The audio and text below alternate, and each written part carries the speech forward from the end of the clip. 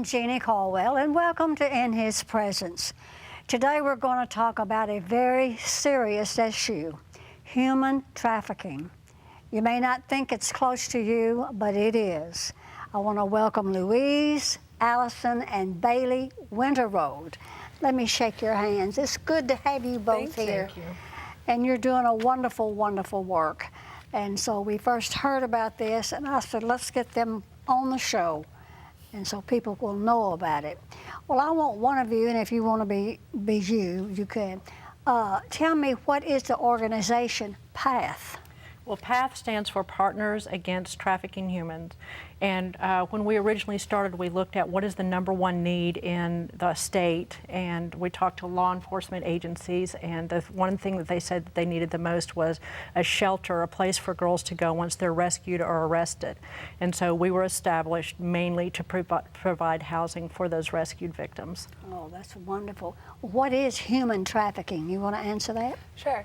Human trafficking is basically modern-day slavery. So the exploitation of other human beings, either by force, physically, fraud, presenting false ideas and lies, or coercion, convincing someone, bribing them, or threatening to hurt other family members or something unless they do what is asked. And that can either be in the form of sex slavery, which is what PATH is first looking to help victims of, or trafficking, labor trafficking, which can be in a variety of fields as well.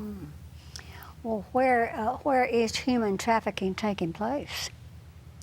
It's basically all over the world. People think that it's in other countries, but it's here as well. You want to talk a little bit about that? Well, Little Rock, especially in Arkansas, has so many major highways. Highway 40 goes all across the country, so that's a main corridor for moving victims. Also, the bus stops here in Little Rock, because Highway 40 and Highway 30 intersect in Little Rock, so a lot of trafficking and selling girls and women takes place at those bus stops. And another reason that Arkansas is susceptible to trafficking is because a lot of girls from small towns can be coerced or believe those lies and are trafficked as a result of fraud. So we've had a few instances where we were able to talk to girls who had seen online a modeling job that sounded like a great deal, and in reality it would have been a trafficking situation. Terrible. That is terrible. Well, let's watch part of a video that gives information about this problem.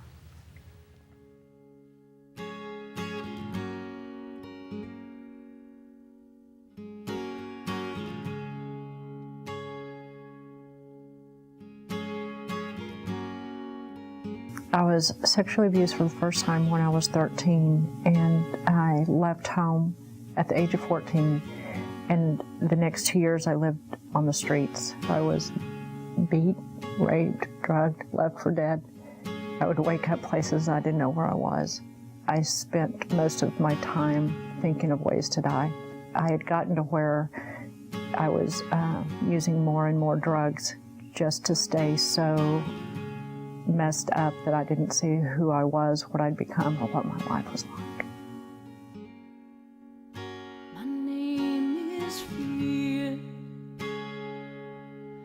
My name is shame, broken and torn, shackled in pain. Don't be fooled by the smile on my face. Dying alive in this wretched place. I'm crying out,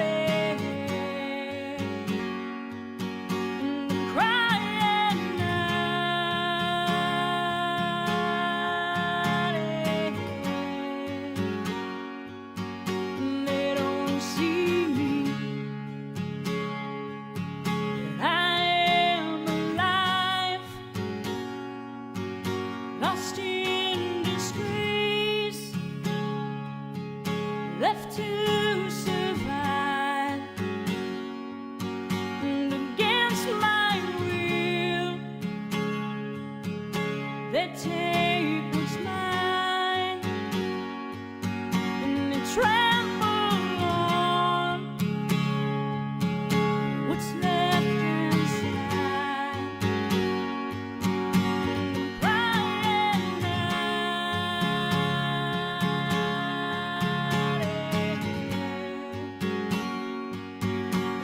Crying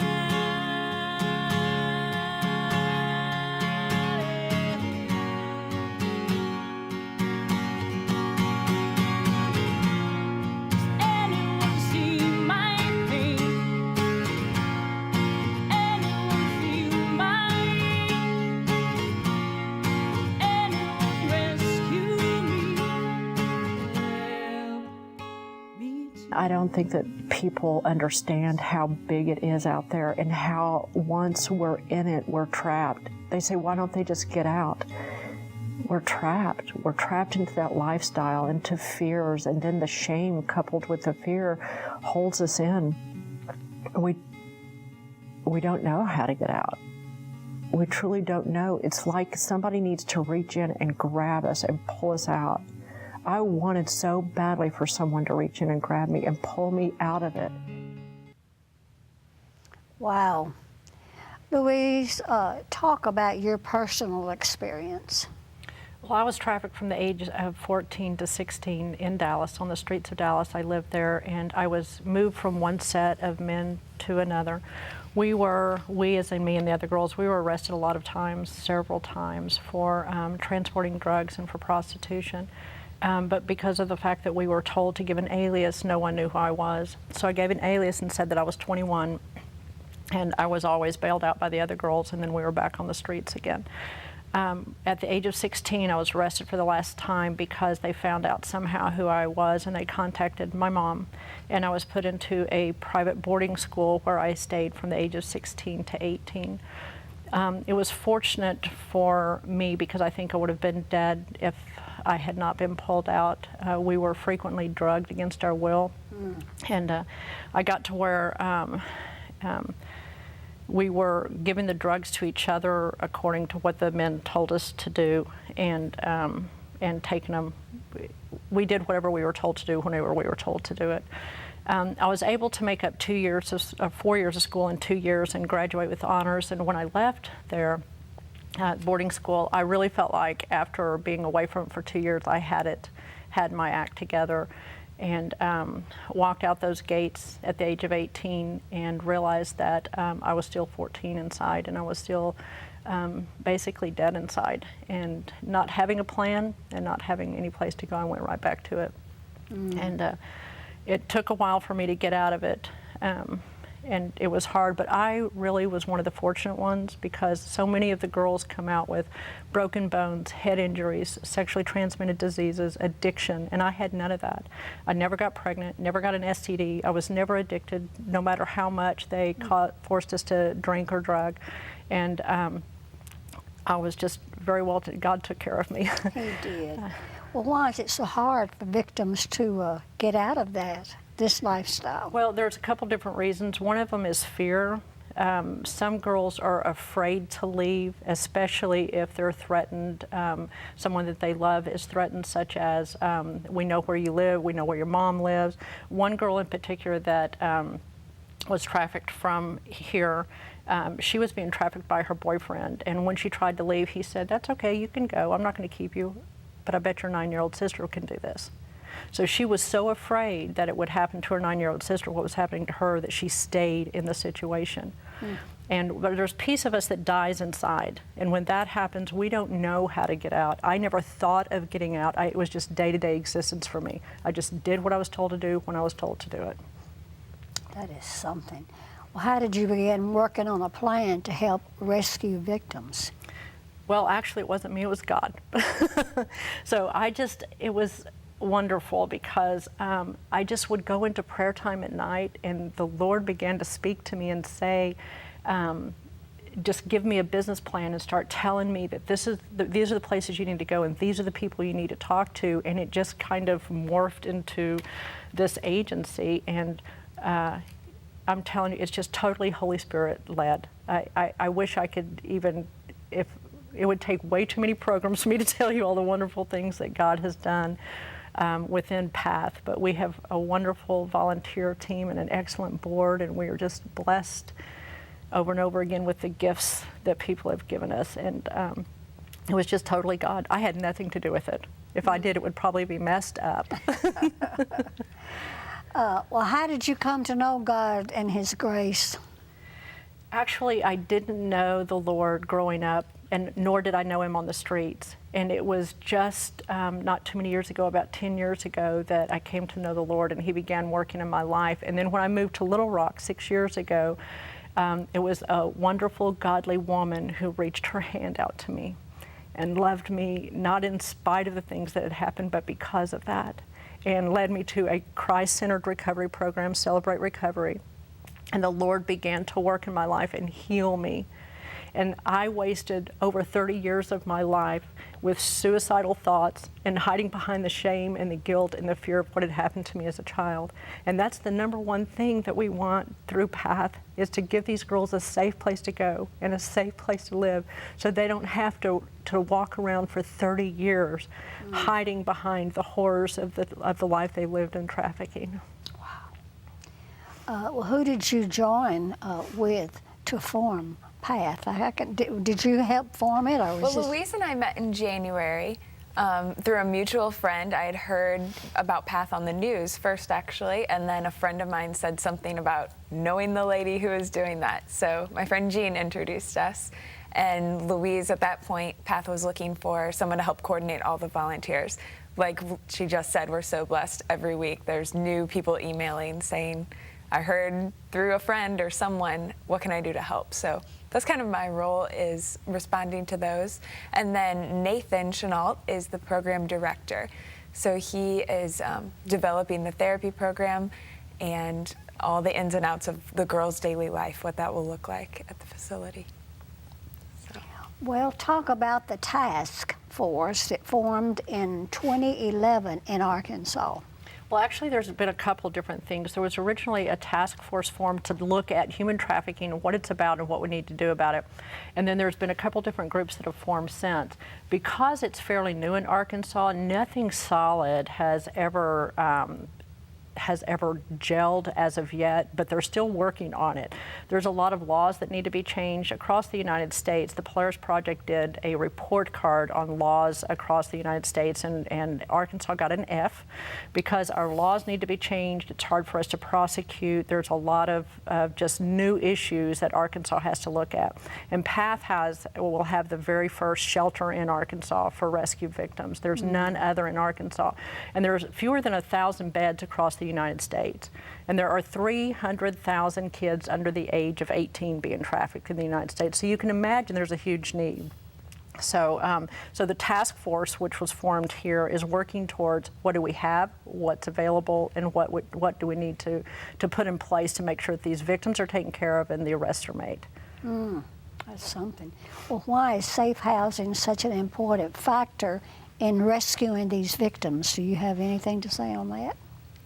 Well, I think first of all, as the laws change, part of that is not viewing the girls and these women as criminals. I mean, Louise said she was arrested, spent nights in jail with prostitution charges.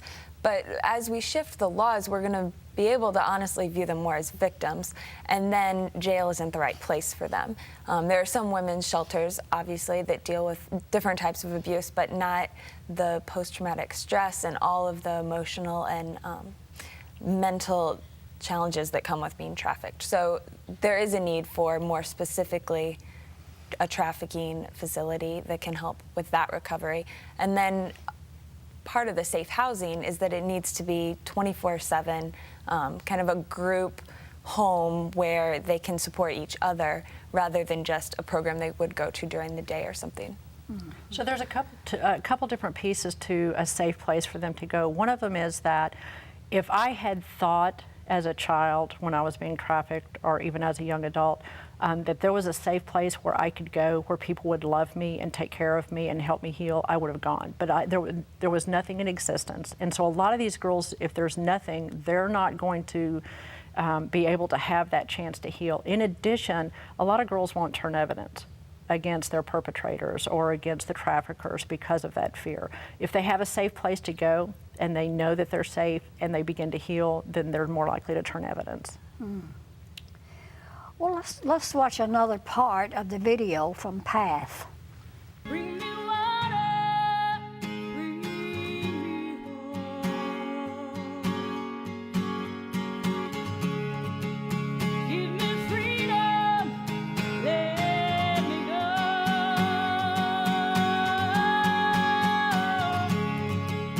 Let this nightmare steal away.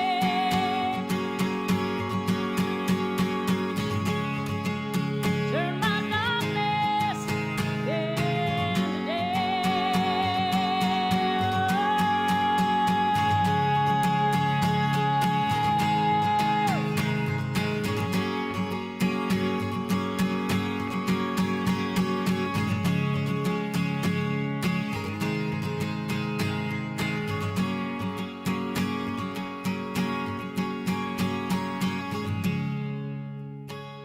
As the door opens wide,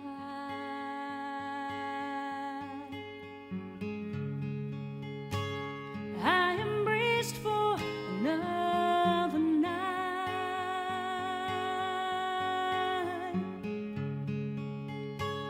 leaving all I am aside. How can I survive another time? I thank God every night I climb into my bed. I thank God for a real bed and for real food. We need to let people know that it's real and that we have to reach them, even if it's just one or one at a time. Just to reach in and grab them and pull them out and give them a bed and give them warm food and give them love and give them hope for a new life. Another time, and I'm crying out again to Why do you think there is such a market for this type of trafficking? Well, it's a lucrative business. There's a lot of money to be made, and as long as there's money into something, whether it's drugs or gun or sex, then there's going to be people selling it. And people actually buy it as long as it's out there, people buy it. And you know, one of the bad things is that the Americans around the world, or Americans are the number one purchaser of sex. The world is very sexualized. It's in every commercial, it's in every show. People talk about sex a lot, and they buy and sell it. Wow. Well, what does Path provide for victims? So immediately when a girl calls our hotline, or if we're put in connection with a victim, the first things she needs are pretty obvious: a bed, a nice place to stay, warm meal, new clothes probably. So we have a facility with beautiful bedrooms that were just decorated by different women's groups. So those are waiting for each girl. And then beyond that, there's one-on-one counseling and therapy. There'll be Bible studies offered, recreational and emotional therapies that will be available for her to participate in, Bible studies available. So a lot of just education. I even forgot that, in GED preparation, yeah. things like that. So. That's wonderful. Well, talk about the residential program. What's involved? Well, like Bailey said, we're going to look at education. A lot of these girls, if they were pulled out of school at a young age, have not finished their education. So we're going to look at that. If there's life skills. I had no idea how to have a bank account or how to cook, or so many things that while other girls were at home learning these daily living skills and how to have a relationship, I was just trying to survive. So we're going to teach those daily living skills. And in addition, we're going to have, like Bailey said, we're going to have arts and crafts, and we're going to have music therapy and dance therapy. And we've got a lot of excellent people that have stepped up to the plate and said, let me teach computer skills and just all kinds of wonderful things. One of the main things is they'll have group and individual therapy, and that will give them time to be able to start working through those issues. And we have trained therapists on staff that will be able to help them with that. It's about an 18-month program, and not that all the girls are going to need the whole 18 months, but we're going to make sure that they get as much time as they need to be able to heal. And then we have a 13-month follow-up, and with that, the girls are going to come back every week and attend the group therapy sessions, and then every other week, and then once a month, and they're going to slowly phase out. And that's for a couple different reasons. Number one, we don't just turn them loose so they have to fend for themselves and they flounder and die, but we'll be able to slowly reintegrate them into the community and transition them out. And it also, what it does is it gives that connection, it keeps that connection with the girls that are in the facility so that those relationships are built. And so the other girls will see the success stories, and then hopefully some will become mentors to the girls that are still there. Yeah. That's wonderful. Well, what's involved in group and individual therapy? You can. Well, I'm not the therapist. I don't know exactly what that's going to look like. Okay. What about you? Do you want to answer it? Or? Sure. The group therapy, to begin with, they have a goals group in the morning, and that gives them something to work for every day. So they are going to have to set their own individual goals, and that's going to have to be something that they need to work on. And then in the evenings, it gives them this chance, a wrap-up group gives them a chance to talk about how successful they are. We're going to set them up to be a success, regardless of how small or how big that little thing is that happened during the day. They will be a success. They will no longer be a failure. And then the individual helps them work through the trauma that has happened to them. Well, how do you help with education and GED preparation? We're working with the Little Rock School District for those girls. Right now, we will just be providing for adults for a while. We have a property inside Little Rock that will eventually, when we're ready, we'll be able to take adolescents and adults, but right now we just have adults. But we have folks that understand the GED program that will be coming in and helping the girls with that. And with the adolescents, like I said, we'll be working with the Little Rock School District for that. And then the girls, the adults will be able to start a job. They'll be in the program totally for the first few months, and then they'll be going to a part-time job and eventually to a full-time job as they transition out. Wow. Well, what are the life skills training you provide? Either one of you? Everything, pretty much everything. I mean, truly, I really did not know how to do banking. I didn't know how to cook. I didn't know just the basic things.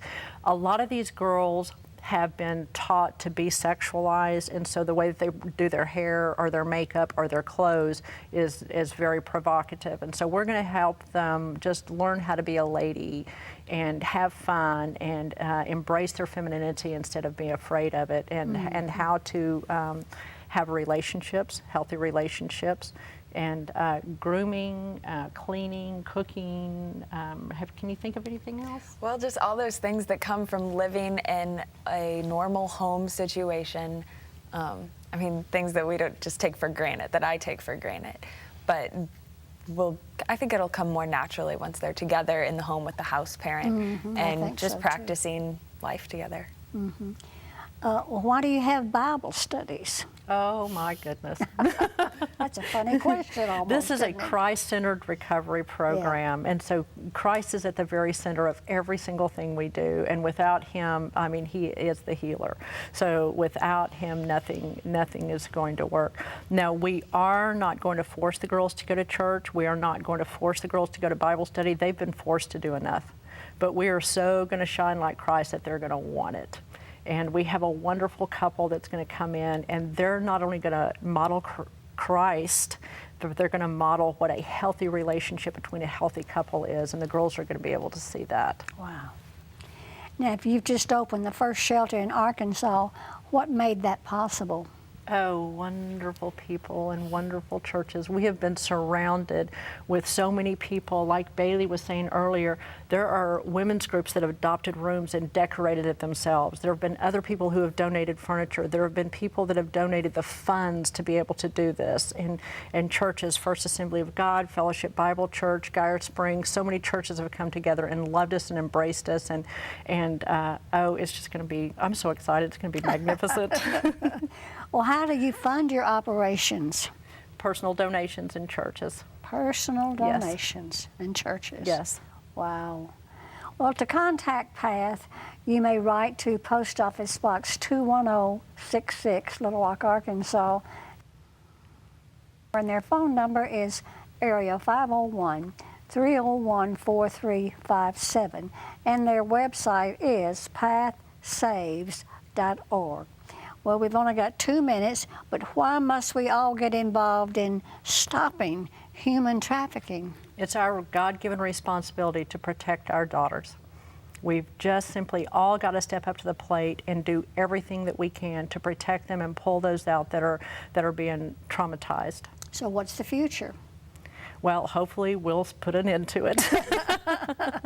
Well, that's good. I'll agree with you on that. Well, is there anybody, do you have any last remarks? Not necessarily. I think maybe the only thing I would say is going back to the question of why is there a market for it? It's really just sin. And so why do we need to do something about it? In obedience to Christ and God's plan to have Mercy. His kingdom come here on earth. Absolutely. Miss Mercy. Very well.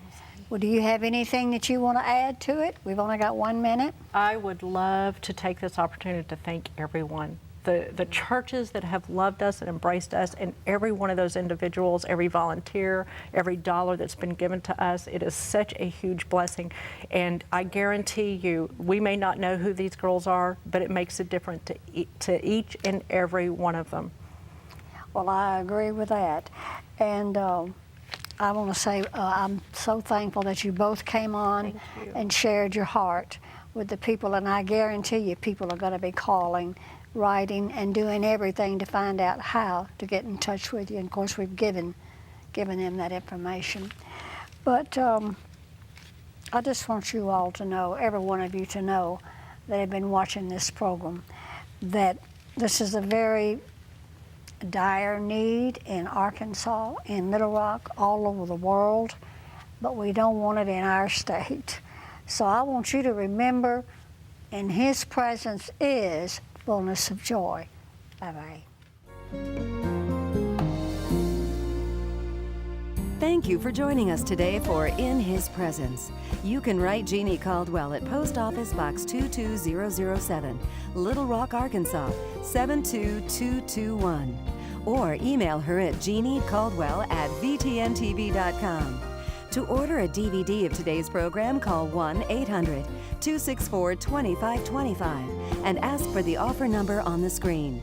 Join us next time as we meet in His presence.